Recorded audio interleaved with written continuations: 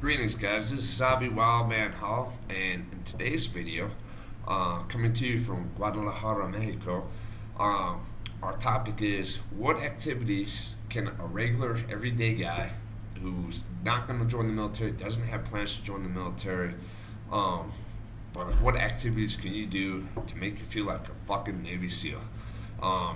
So, just as a background, listen, it's not realistic for everyone to join the military. You might be someone who's medically disqualified. You might be one of those unlucky guys who just has flat feet or is colorblind or some weird thing that disqualifies you from being in the military. You might be someone like me. When I was younger, I was actually a cadet at West Point, and I was there for a full year, and then I ended up leaving. Basically, because if I didn't leave, they were going to kick me out. They're on the third attempt to try to get me expelled. I also was 15 hours shy of the Century Club. If you don't know what the Century Club, it's anyone who's walked 100 hours. Walking hours is a preferred method of punishment at West Point. That is boring as fuck and pure torture, where basically you just march back and forth across a black tarmac, full uniform, you have your rifle, and time stretches into an eternity. It's fucking miserable. Well, I had the honor of, in my first year there, having 85 hours. So, in some ways, I'm glad I didn't have to walk those extra 15 hours, but now it's all said and done. I'm kind of disappointed I didn't get to join the Century Club. But anyway, I left West Point, I left the military, and I made a promise. I was like, listen, as much as I really want to be in the military, this is not a good fit for me. This is not a good fit for my personality. I kind of came to the conclusion that I was like, when I'm in the military, I belong to the military. They have complete control over my life, and 100% control over my life. And that's not a good thing, because as much as there are some really talented, really smart, high speed, on top of their stuff people and officers in the military, there's a lot of fucking idiots. And I didn't want to risk my life on the fact that my whole future might hang in the balance upon a stupid officer's decision. Those were dice I wasn't really willing to roll. But listen, as men, the military's pretty freaking cool. They do a lot of cool stuff. And ultimately, it's a rite of passage for young men. In the modern era, as men, we need, all throughout history, we needed a rite of passage, something to mark going from being a boy to manhood. And across the world, across all cultures, it usually involved doing something risky or dangerous. So you could go to the Pacific island of Vanuatu, where they basically bungee cord off these platforms they make, and that's the rite of passage to become a man. Other places like with Australian Aborigines, you go on a walkabout. Like maybe Native American, you go off into the desert for 3 days, you take some peyote, you just, I know for me, my rite of manhood, for me, became the first time I competed in boxing. And I believe it was right after I just turned 19. I had my first fight, and I remember just feeling different afterwards. Just a sense of contentment. I had won the fight on a decision, my first fight. It was a 3-round amateur fight while I was at West Point, and to me, it was this rite of passage. It was something that was necessary, and just even going through West Point was a rite of passage. It was a test, and I think that's part of the allure of the military for many young men, is they want to test themselves, and I'd be lying if I told you, even to this day, that I still sometimes regret that I didn't get to do certain things. I never got to go to Ranger school. I never got to see if I was tough enough to make it through Ranger School. And like a lot of people, I like to think I have what it takes to be a Navy SEAL. To me, Navy SEAls are the gold standard. They're the most badass of the badass, right? But the truth is, even if I think I have what it takes to be a Navy SEAL, you just don't know. You just don't know until you go through the training. The training's so hard, and I think for Navy SEALs, but just also the military in general, there's a certain amount of luck involved, and like you could be a really great guy, a really great candidate, great shape, all this stuff, but there's just a certain amount of luck that's involved. And I know for me, I had really bad luck going into the military. The week and a half before I went to West Point, I got deathly ill, ended up in the emergency room of the hospital, was severely dehydrated, and my kidneys shut down temporarily. So, at that time of my life, I was probably like 160 pounds soaking wet, and I went up to like 185 pounds because I got so bloated because my kidneys had shut off, so I was just retaining water. And at a certain point, they didn't even know if my kidneys were going to turn back on. It was that serious. They did a kidney biopsy, all that. So they released me from the hospital Sunday afternoon. I went to West Point on Monday. And the reason was because the way the process works is once you get accepted into West Point, you have to show up that morning and you have to make it into the swearing-in ceremony that afternoon. Once you make it into the swearing-in ceremony, you're part of the system, right? So if I knew that if I could just make it to that afternoon, if I got sick again, then I would go to the Army hospital. But if I didn't make it to that afternoon, if I didn't show up that morning, I would have to reapply from the beginning, go through the whole process again to get into West Point. So, it was a life dream for me. I showed up basically barely being able to walk on Sunday. Monday morning, couldn't even eat all my food because I still felt nauseous. And then I just went straight fucking into boot camp. It was a nightmare, but you know what? I never once felt sorry for myself. It was just where I want to be, what I want to do. But just even on a physical level, I was at a physical disadvantage going in, and don't get me wrong, physically I was much stronger than a lot of the other people. I could do more push-ups. I could physically go on longer before I broke, but that physical effect has a mental effect. So perhaps my ability to just focus, listen to instructions was not nearly as good as it could have been starting out because I just got out of the hospital. So anyway, enough of story time. I was listening to this Jake Swag video. Jake Swag is a former Navy SEAL, and he consults a lot of young gentlemen on,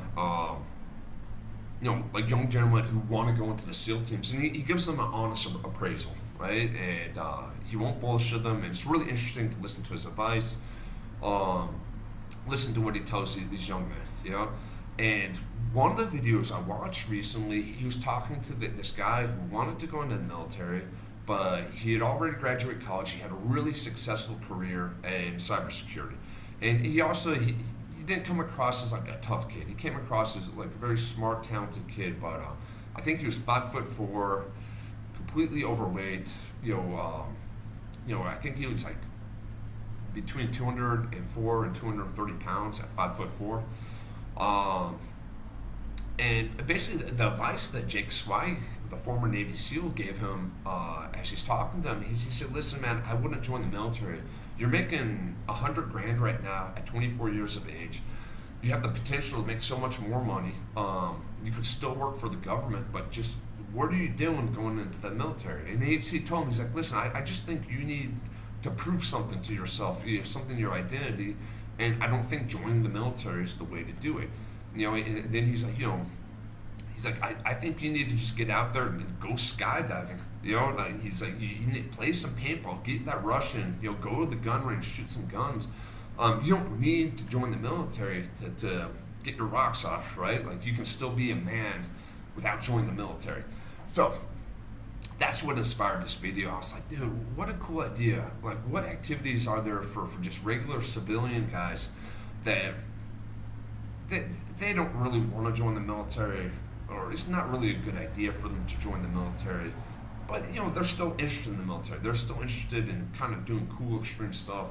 How could they get a taste of what it's like to be a Navy SEAL and do cool Navy SEAL shit, without actually having to enlist in the military, or you go through Navy SEAL training, which statistically you're probably not going to pass. Even if you're a healthy, capable man, there's injuries, there's all sorts of stuff that just go into play. So I'm going to go over my list of things that you can do to feel like a Navy SEAL without actually joining the military. And first off, before we start, I just want to show my room. I'm here in Guadalajara. I got this really cool room. It's in this old apartment, and it has all this cool artwork on it. It's all over it, and I'll show you the balcony in a second too, but I don't know, let's see. Yeah, you got the little anonymous stuff in the background there. Let's go out on the balcony. Excuse me. Yeah, let's see. I don't know if you can see really well, but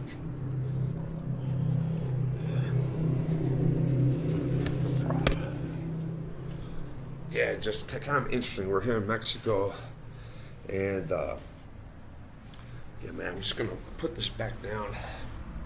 Put all this in the background. Put my power back in. So, without further ado, number one on my list, free diving. I don't know if any of you have heard of free diving before, but basically it's an open water sport where you learn to hold your breath for longer amounts of time. We're talking minutes at a time. You go deep underwater. You're trying to go for distance, depth, time, and so, dude, super cool, super interesting sport. I know just off the top of my head, I've seen lessons for it. You can find lessons for free diving pretty much anywhere that they do scuba diving. A lot of times they'll offer the free diving as well. A lot of what Navy SEAL training is, and also Navy diver training, is they do the waterproofing training, right? Where they have you tied up, they have you, doing all sorts of stuff underneath water where they're messing with your mask. So you have to bounce off the ground up and down. So I think free diving is like the civilian equivalent, where you could go to these beautiful places in the ocean and just learn to hold your breath for these really long periods of time. And I haven't had the opportunity to really try it yet, but I really want to. But from a friend who's done it, he basically told me that it's like almost surreal. It's almost otherworldly, the experience. It's just almost like spiritual. So I'd go number one, free diving. Number two, now I'm stealing this from Jake Swag, but I don't mind stealing it because I've done it myself, skydiving. Excuse me. If you're looking for a rush and you just want to feel what it feels like to be alive, get that adrenaline running, you got a little bit of money, go skydiving. I have gone skydiving 5 times, and it's pretty cool. It's pretty intense. You will get an adrenaline rush for sure, and so yeah, if you want to feel like adrenaline junkie, Navy SEAL, all that. Number 2, skydiving. Number 3, I'm actually gonna take from Jake Swag, but I think it's a good one too, which is paintball. Dude, if you just kind of want to run around, shoot people, all that stuff, it's a really safe but fun way to kind of shoot each other with guns, right? And that's once again something that doesn't really require a lot of training. You can go do on the weekend. Paintball, number 3. Number 4, gun range. Buy a bunch of guns. Start with one, but go to the gun range. Learn how to use it. Just shooting guns. Listen, guns can be really cool if used responsibly. And if you want to get like really good with them, you can do cowboy trick shooting. There's the skeet shooting. There's the rifle precision shooting. they have contests where it's like the first person to shoot the target under time wins. Um, there's a bunch of stuff you can do with guns and shooting. So I would definitely say, yeah, number 4, get a gun, go to the gun range, shoot some guns. Okay, number 5, combat sports. Particularly if you're an adult, I'd recommend going with boxing or going with jiu-jitsu, Brazilian jiu-jitsu. I think other sports like wrestling and all that are great, but usually the access is limited to those if you're an adult. That's more of a when you're in high school, you can go do wrestling, all that. But jiu-jitsu gyms and boxing gyms, they're available to adults. Now, here's the catch with combat sports. I would do the combat sport, and then I think you need to compete at least once. So if you're boxing, go do a smoker afterwards. You know, just fight against another amateur guy. See what that's like. Jiu-jitsu, go do a white belt, tournament at white belt level, and just test yourself. You know that's a lot of this stuff is all about. Is test yourself, put yourself in difficult, stressful situations, and see how it feels to respond to it. Build some confidence. So that's number 5. Number 6, triathlons / endurance sports. Well, just look at our buddy, or my one of my inspirations, David Goggins. He does 100-mile races, ultra marathons.